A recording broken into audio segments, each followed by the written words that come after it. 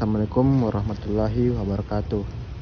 Perkenalkan, nama saya Resto Ananda dengan NIM L0151251021. Baik, di sini saya akan menjelaskan tentang perdagangan internasional. Perdagangan internasional itu adalah pertukaran barang dan jasa antar negara yang dilakukan untuk memperoleh keuntungan bersama. Contohnya itu, Indonesia mengekspor minyak kelapa sawit ke India dan mengimpor mobil dari Jepang. Faktor pendorong perdagangan internasional itu terbagi menjadi 5. Yang pertama itu perbedaan sumber daya alam. Yang kedua, kemajuan teknologi dan transportasi. Ketiga, perbedaan biaya produksi. Keempat, kebutuhan barang yang tidak dapat diproduksi sendiri. Dan yang terakhir itu kerjasama ekonomi internasional. Manfaat perdagangan internasional ini adalah memperluas pasar dan meningkatkan pendapatan nasional dan menumbuhkan hubungan diplomatik antar negara. Hambatan perdagangan internasional itu pula, yang pertama itu kebijakan proteksionalisme. Yang kedua, perbedaan kurs mata uang.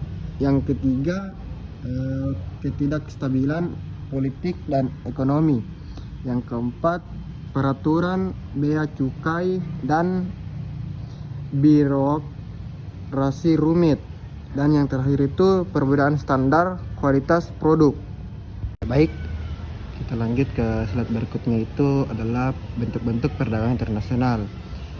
Bentuk-bentuk perdagangan internasional itu terbagi menjadi 5 bagian. Yang pertama itu ekspor dan impor.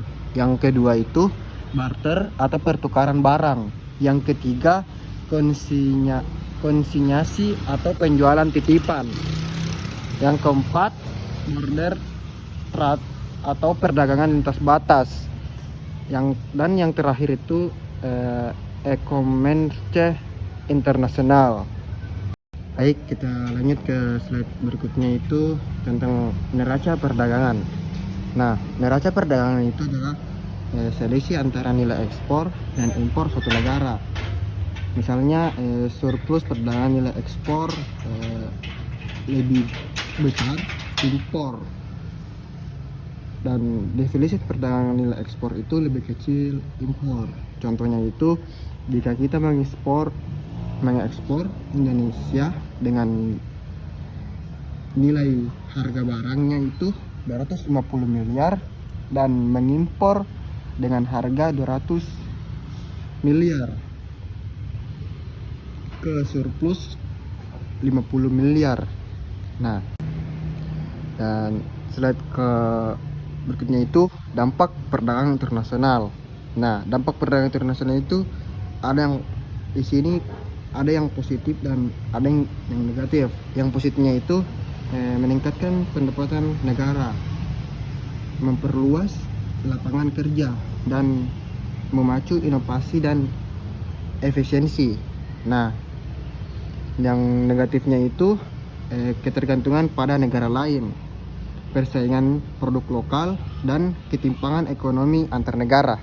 Nah, di sini penjelasan yang terakhirnya itu adalah lembaga dan organisasi pendukung.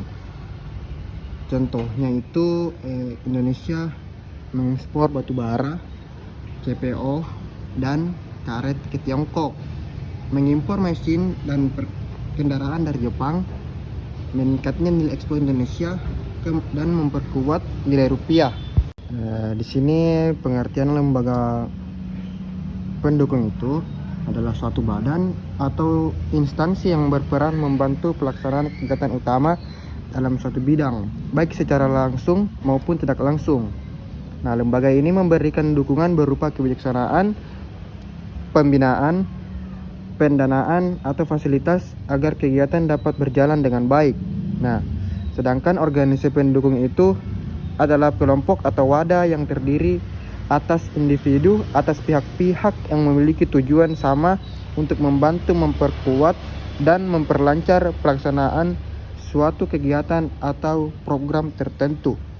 Nah, Itulah tadi penjelasan dari saya, dan kesimpulannya itu perdagangan internasional ini penting bagi kemajuan ekonomi negara karena diperlukannya kebijakan yang adil agar keuntungan dapat dirasakan oleh semua pihak, dan kerjasama internasional ini dapat memperkuat hubungan ekonomi global kita di Indonesia.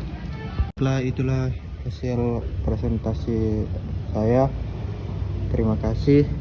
Assalamualaikum warahmatullahi wabarakatuh.